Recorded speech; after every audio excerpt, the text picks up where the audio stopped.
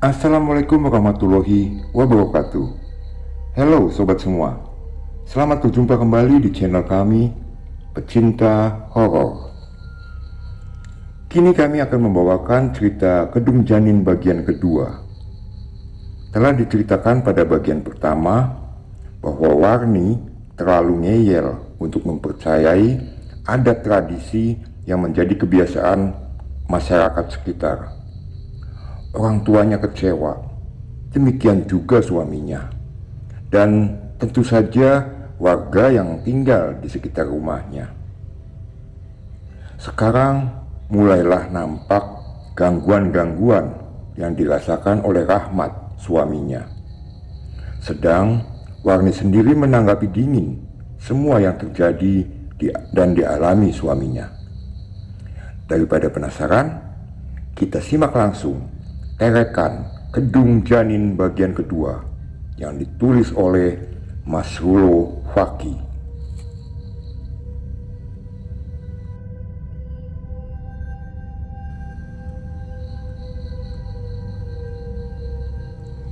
"Lembur kamu, Mas?"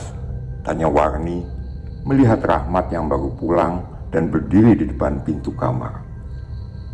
Aneh, biasanya Rahmat akan langsung menyahut ucapan Warni. Tapi kali ini Rahmat hanya terdiam di depan pintu, tak menjawab. Seperti ada sesuatu yang menahan langkah dan lidahnya. "Mas!" lagi, kali ini lebih keras dan ketus suara Warni, membuat Rahmat sebentar tersadar dan tergagap.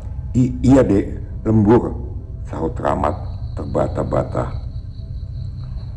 Meski kaki Rahmat akhirnya mengayun masuk ke dalam kamar, tapi dari wajahnya masih menyiratkan sesuatu yang berbeda.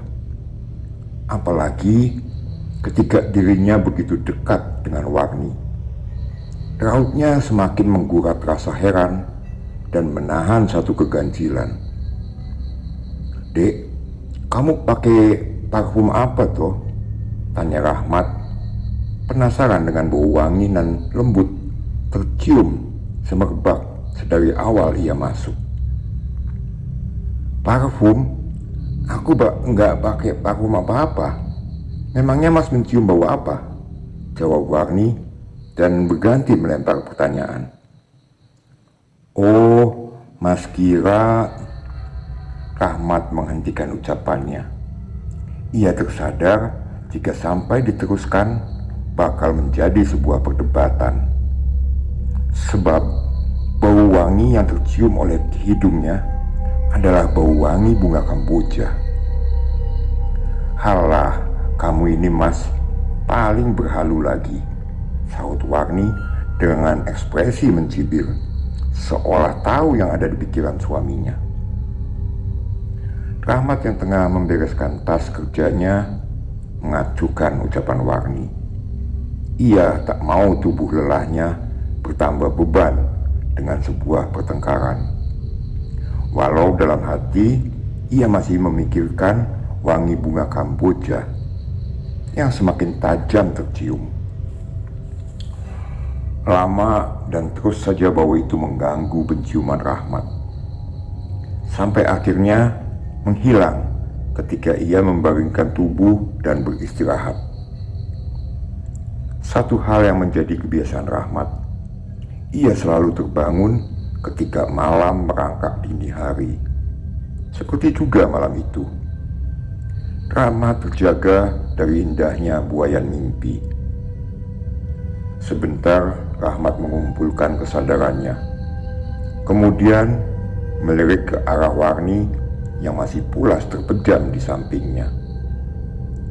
Lalu mengalihkan pandangan pada jam dinding bulat yang tertempel di atas pintu kamarnya. Pukul 1 lebih, Rahmat melihat waktu saat itu. Tak beda jauh dengan waktu-waktu saat ia terbangun di malam sebelumnya. Namun, entah mengapa, malam itu ia seperti enggan turun dari ranjang. Seolah ada sesuatu yang menahan tubuhnya beranjak dari kamar. Tapi demi hajat yang tak tertahan lagi, Rahmat terpaksa bangkit dan melangkah menuju kamar mandi.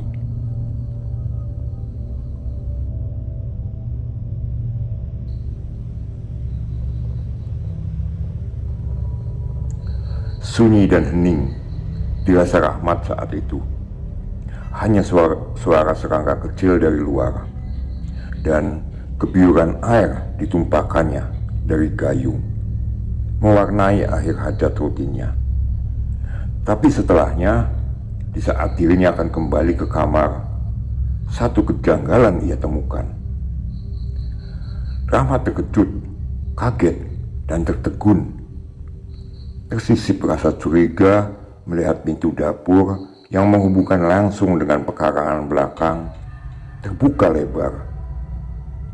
Matanya spontan mengedar ke sekeliling dapur dan ruang makan, mencari-cari satu sangkaan yang membersit dalam benak jika seseorang telah masuk ke rumahnya tanpa izin. Akan tetapi, setelah beberapa saat Rahmat mencari dan tak menemukan tanda-tanda apapun, ia melangkah mendekati pintu, berniat menutupnya kembali. Namun, baru saja tangannya menyentuh, hendak menarik gagang kayu yang menempel sebagai handle pintu, sapuan angin dingin berbau wangi Kamboja menerpa tubuh dan wajahnya.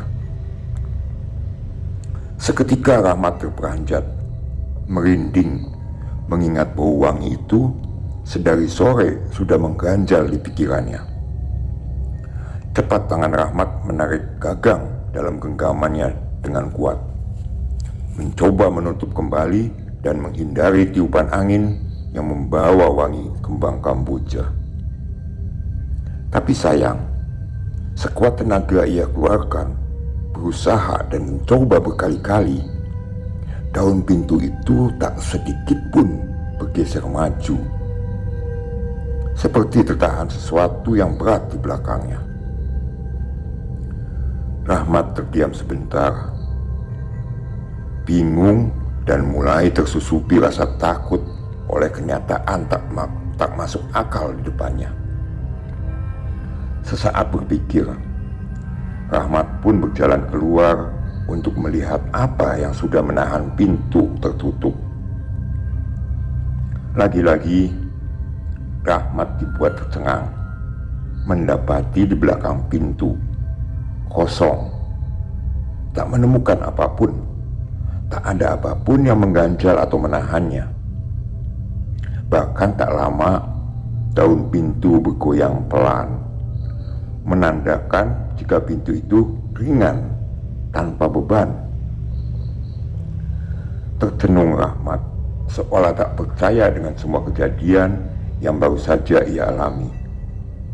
Batinnya berkecamuk antara takut dan heran. Namun tak lama, rasa herannya, rasa bingungnya terjawab oleh satu suara lembut di ujung belakang pekarangan. Suara lirih tengah bernyanyi dari sesosok wanita berbaju putih, berambut sepinggang, berayun mengikuti irama nyanyiannya. Meski terlihat sedikit samar, tapi sosok yang berdiri membelakangi sanggup membuat tubuh Rahmat seketika dingin. Perlahan, sosok berbau wangi bunga Kamboja menggerakkan tubuhnya, berbalik dan menghadap tepat ke arah Rahmat, memperjelas mata Rahmat akan sosok itu walau dari jarak beberapa meter. Tubuh Rahmat seakan mati rasa setelah pandangannya terbantu cahaya lampu dari sudut dapur dengan jelas, sangat jelas sekali melihat sosok wanita itu bernyanyi sembari menimang sesosok bayi dalam dekapannya. Bukan sosok wanita itu, juga bukan wangi Kamboja yang membuat detak jantung Rahmat tak beraturan, melainkan bayi dalam timangannya masih berlendir dan berlumur darah seperti baru saja terlahir. saja sadar akan sosok di hadapannya bukanlah manusia. Rahmat buru-buru melangkah masuk dengan penuh ketakutan. Tak memikirkan lagi pintu dapur yang masih terbuka. Membiarkan tubuhnya basah berkeringat tanpa mengelap. Sebab saat itu yang ia ingin, yang ia mau, kedua telinganya, matanya, hidungnya tidak lagi mendengar sajak menidurkan seorang anak. Melihat sosok wanita menimang bayi masih berlendir merah, serta menghilangkan aroma wangi kembang kamboja, atau juga dikenalnya sebagai kembang kuburan.